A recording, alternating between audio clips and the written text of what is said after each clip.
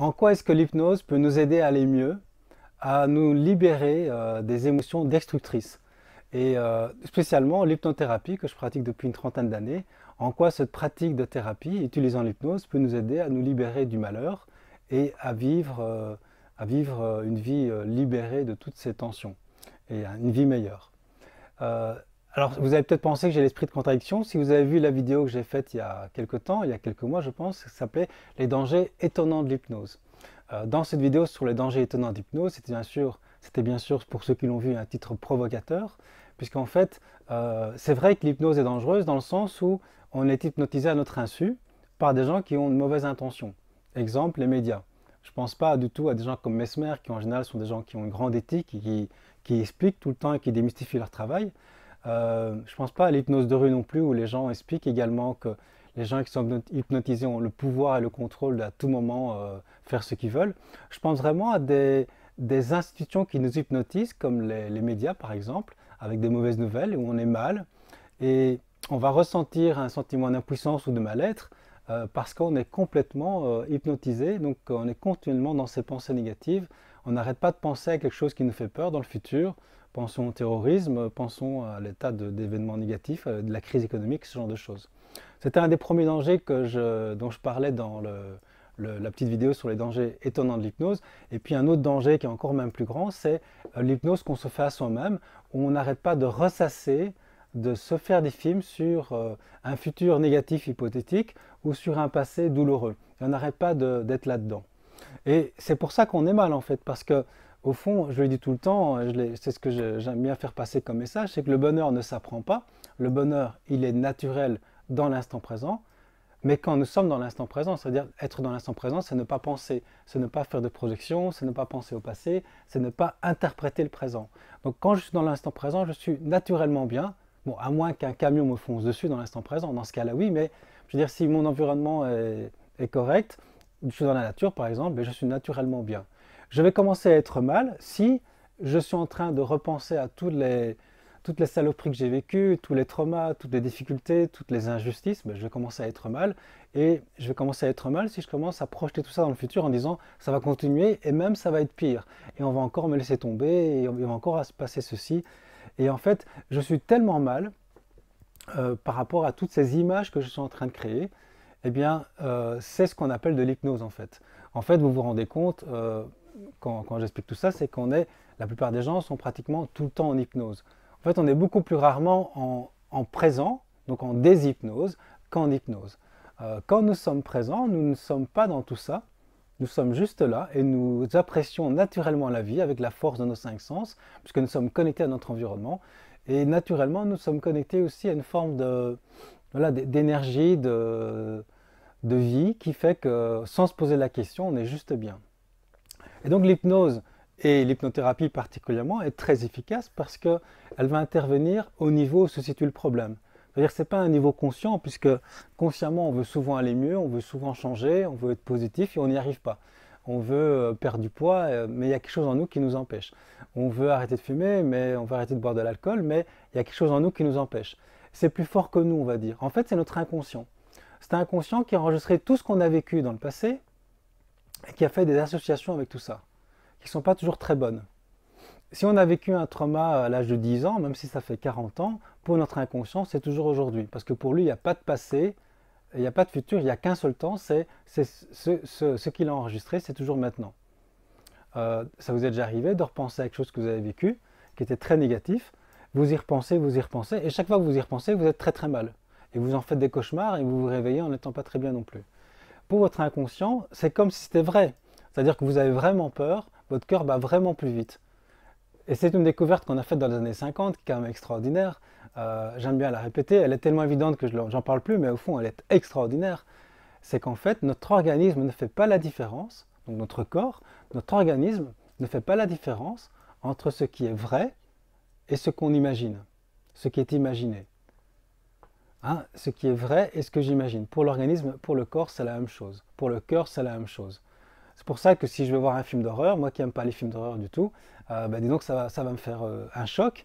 Je vais avoir des images plein la tête. Même si j'éteins la télévision, je vais y repenser et je vais commencer à avoir mon cœur qui bat très très vite. Et pour mon corps, C'est comme si c'était toujours là. En fait, je suis en train de me faire un film mental de ce que j'ai vu. J'ai enregistré ce qu'il y avait dans le passé, et j'ai gardé l'enregistrement et je le joue en permanence. Et bien ça, vous voyez, c'est ce qu'on appelle de l'hypnose. Mais c'est une hypnose négative. Il y a aussi des hypnoses positives. Par exemple, c'est l'effet placebo. L'effet placebo, c'est extraordinaire parce que vous allez guérir des personnes avec des pilules de sucre où il n'y a rien dedans. Mais les gens se font un imaginaire positif sur la guérison, on leur en parle, voilà ce qui va arriver quand vous allez prendre ce médicament. Et ils sont tellement en train de le programmer que leur corps réagit en fonction. C'est assez extraordinaire. Donc on a un énorme pouvoir sur notre corps. L'effet placebo et l'effet nocebo, qui sont l'inverse, sont mesurés depuis des décennies. J'en ferai une vidéo parce que j'ai acheté un bouquin comme ça sur l'effet placebo avec des études scientifiques qui sont assez étonnantes, donc je vous en parlerai avec plaisir. Donc pour revenir à ce que je disais sur l'hypnothérapie, c'est très très efficace parce que c'est très utile pour se sortir du malheur parce que à chaque fois que nous sommes mal finalement, qu'est-ce qui se passe? Eh bien, à chaque fois que nous sommes mal, nous sommes en hypnose. Nous sommes en train de ressasser du passé ou de nous projeter dans un futur qui est négatif, hypothétiquement, parce qu'on n'en sait rien, il n'existe pas encore, mais on est déjà en train de se faire des films.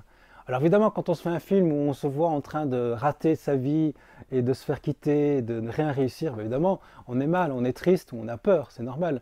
Si on n'arrête pas de repenser à ce qu'on a vécu, une injustice, on est en colère, ou une violence, ben on a peur que ça recommence. Donc on a un système de sécurité en nous qui fait qu'on est tout le temps aux aguets. Donc on est tout le temps dans les angoisses, dans la panique, voilà. Donc c'est normal. Mais vous voyez que tout ça n'existe pas, ce sont juste des films. Donc si vous regardez des mauvais films, vous allez être mal. Si vous regardez des bons films au cinéma, ben, vous allez être bien. Mais en fait c'est pareil, on a un cinéma intérieur et on se met des mauvais films ou des bons films. Et l'hypnothérapie, c'est quoi? Ben, c'est en fait aller travailler sur ces films, ces enregistrements mémoriels du passé. Et comme c'est des enregistrements, eh bien on peut les changer. Le passé, on ne peut pas le changer. Le futur, on n'y est pas encore là. Mais on peut changer la façon dont c'est représenté à l'intérieur de nous. C'est comme des films. Et donc en hypnothérapie, on va travailler sur les films, la façon dont le film est créé, la structure de l'histoire, la façon dont l'image a été cadrée, la lumière, les couleurs, les scénarios, les personnages. Et on va jouer avec de l'imaginaire. Et c'est pour ça que c'est très très puissant, parce que je vois bien les gens qui viennent en consultation, ils peuvent avoir traîné, j'en ai plein comme ça, hein, qui sont venus me voir et qui ont fait 10 ans, 15 ans voilà, de différents types de psychanalystes ou de psychologues, où ils ont parlé, ou des médecins, et ils se traînent toujours ce trauma et cette tension intérieure sans trop savoir pourquoi, parce que parfois le traumatisme est inconscient, on ne s'en souvient plus. Il y a des mécanismes de protection comme l'amnésie ou l'anesthésie, on ne se souvient plus. Et puis en quelques séances, tout ça est retravaillé en hypnose et la personne, c'est fini. Elle n'a plus cette tension, elle n'a plus cette boule qui faisait qu'elle fumait ou qu'elle se droguait ou qu'elle buvait ou qu'elle avait des comportements agressifs. Donc elle n'a plus tout ça. C'est assez extraordinaire en quelques séances. Et donc c'est ce qu'on appelle la thérapie brève d'ailleurs, hein, la thérapie qui a le but d'économiser le maximum de souffrance aux patients pour un confort maximum d'efficacité. Et donc, on a retravaillé l'imaginaire de la personne, et la personne se souvient toujours de son passé, si elle s'en souvenait, mais ça ne lui fait plus la même chose, parce qu'en fait, on a complètement remodifié les structures neuronales qui sont liées à ces représentations du passé. Donc c'est assez extraordinaire. Et si vous connaissez des gens qui souffrent depuis tant d'années d'angoisse, de panique ou de tension, d'agressivité, je vous invite vraiment à aller leur proposer d'aller consulter des professionnels de l'hypnothérapie, de l'hypnose thérapeutique, pour en quelques séances vraiment vous débarrasser. Quand je dis quelques séances, ça peut être une dizaine, mais c'est rien, 10 séances par rapport à des années de longue thérapie. Alors il y a deux solutions, soit vous faites de l'hypnose, et c'est très efficace pour changer votre imaginaire, pour changer le film, pour qu'il soit un film plus agréable, et donc les effets du corps, le corps ne faisant pas la différence entre ce qui est vrai et ce qui est imaginé, eh bien il va se sentir mieux, vous allez être beaucoup moins tendu. Donc c'est une première solution. Et une deuxième solution que je développe également, c'est tout simplement de sortir de l'hypnose, complètement. Même pas créer une hypnose positive, c'est juste sortir de l'hypnose. C'est une solution qui prend plus de temps parce que vous allez devoir le faire des milliers, des milliers, des milliers de fois. Et je ferai une vidéo là-dessus pour comment sortir très rapidement d'une hypnose négative parce qu'il y a des stratégies également qui sont des raccourcis intéressants. Et donc vous sortez de l'hypnose, c'est ce qu'on appelle la pleine conscience, vous revenez dans le présent, vous revenez dans le présent, vous revenez dans le présent, puis là, vous y repensez, vous revenez dans le présent, vous ramenez chaque fois votre attention dans le présent, et ça coupe, ça court-circuite les connexions neuronales de ces qui sont négatives, hein, on va dire négatives entre guillemets, de ces représentations négatives qui font qu'on est mal, ça les coupe en permanence. Et à un moment donné, même la nuit, on va en rêver, donc parfois ça s'active tout seul. Donc ça prend un certain temps, mais à un moment donné, vous allez vous libérer de ce passé, vous libérer de ce futur négatif et vivre l'instant présent. Et dans l'instant présent, je terminerai avec ça en conclusion, il n'y a pas besoin d'apprendre le bonheur, il est déjà là. C'est comme le soleil, il a toujours été là. Une fois qu'on a chassé ces nuages du malheur, le bonheur est toujours là.